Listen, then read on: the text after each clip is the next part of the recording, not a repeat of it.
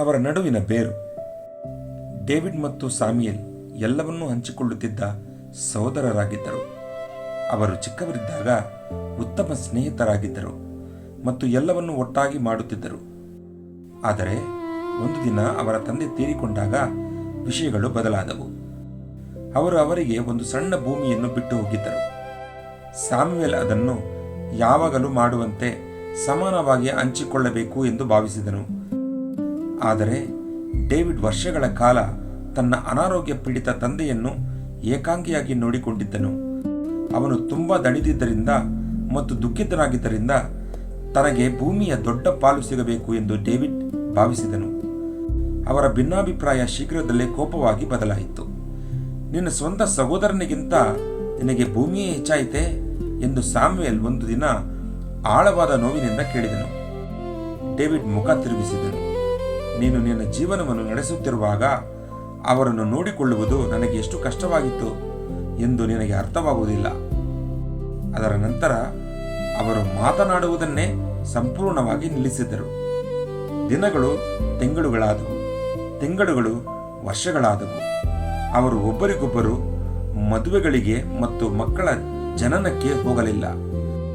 ಅವರ ಕೋಪ ಕೇವಲ ಅವರನ್ನು ಮಾತ್ರವಲ್ಲ, ಅದು ಇಡೀ ಕುಟುಂಬವನ್ನು ನೋಯಿಸಿತು. ಅವರ ವಯಸ್ಸಾದ ತಾಯಿ ಹೃದಯ ವಿದ್ರಾವಕರಾಗಿದ್ದರು. ಪ್ರತಿ ಹಬ್ಬದಲ್ಲೂ ಅವಳು ಮೌನವಾಗಿ ಕುಳಿತು ತನ್ನ ಇಬ್ಬರು ಗಂಡು ಮಕ್ಕಳು ಒಬ್ಬರನ್ನೊಬ್ಬರು ನೋಡಲು ನಿರಾಕರಿಸುವುದನ್ನು ಗಮನಿಸುತ್ತಿದ್ದಳು. ನಂತರ ಒಂದು ದಿನ ಅವರ ತಾಯಿ ತುಂಬಾ ಅನಾರೋಗ್ಯಕ್ಕೆ ಒಳಗಾದರು. ಇಬ್ಬರು ಸಹೋದರರು ಆಸ್ಪತ್ರೆಗೆ ಓಡಿ ಬಂದರು. ಆದರೆ ಅವಳ ಕೋಣೆಯಲ್ಲೂ ಸಹ ಅವರು ಹಾಸಿಗೆಯ ಎದುರು ಬದಿಗಳಲ್ಲಿ ನಿಂತಿದ್ದರು. ಇನ್ನೂ ಮಾತನಾಡಲು ಅಹಂ ಅಡ್ಡ ಬರುತ್ತಿತ್ತು. ನಿಧಾನವಾಗಿ ಅವರ ತಾಯಿ ಕೈಚಾಚಿ ಅವರ ಕೈಗಳನ್ನು ಹಿಡಿದುಕೊಂಡರು. ಅವಳು ತುಂಬಾ ದುರ್ಬಲಳಾಗಿದ್ದಳು. ನನ್ನ ಮಕ್ಕಳೇ, ಅವಳು ಕಣ್ಣೀರು ತುಂಬಿದ ಕಣ್ಣುಗಳಿಂದ ಪಿಸುಗುಟ್ಟಿದಳು.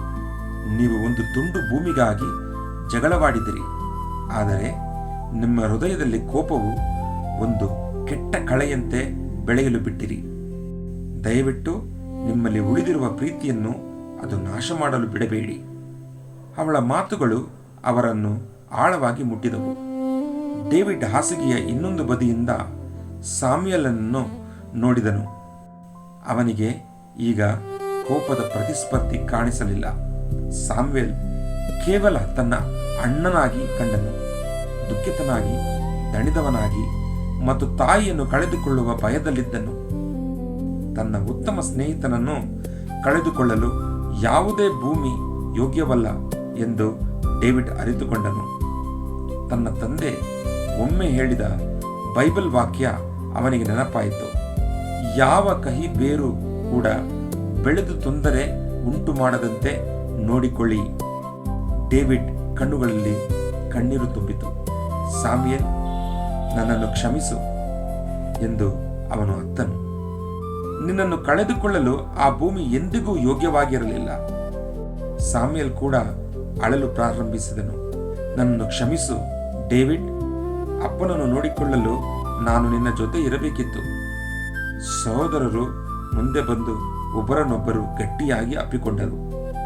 ಅವರ ತಾಯಿ ನಕ್ಕು ಕಣ್ಣು ಮುಚ್ಚಿದಳು. ಅಂತಿಮವಾಗಿ ಶಾಂತಿ ಅನುಭವಿಸಿದಳು. ನನ್ನನ್ನು ಕ್ಷಮಿಸು ಎಂದು ಹೇಳಿದ ಆ ಒಂದು ಕ್ಷಣದಲ್ಲಿ ವರ್ಷಗಳ ಕಾಲ ಅವರ ಕುಟುಂಬವನ್ನು ನೋಯಿಸಿದ ಕೋಪವು ಕೊಚ್ಚಿ ಹೋಯಿತು. ಪಾಠ: ಕೋಪವು ಸಣ್ಣದಾಗಿ ಶುರುವಾಗಬಹುದು, ಆದರೆ ನೀವು ಅದನ್ನು ಹಿಡಿದಿಟ್ಟುಕೊಂಡರೆ ಅದು ಬೇರಿನಂತೆ ಆಳವಾಗಿ ಬೆಳೆಯುತ್ತದೆ ಮತ್ತು ನಿಮ್ಮ ಸುತ್ತಲಿರುವ ಪ್ರತಿಯೊಬ್ಬರನ್ನು ನೋಯಿಸುತ್ತದೆ. ಮೊದಲೇ ಕ್ಷಮಿಸುವುದನ್ನು ಅರಿತುಕೊಳ್ಳುವುದು ನಿಮ್ಮ ಸ್ವಂತ ಹೃದಯವನ್ನು ಮತ್ತು ನೀವು ಹೆಚ್ಚು ಪ್ರೀತಿಸುವ ಜನರನ್ನು ರಕ್ಷಿಸುತ್ತದೆ.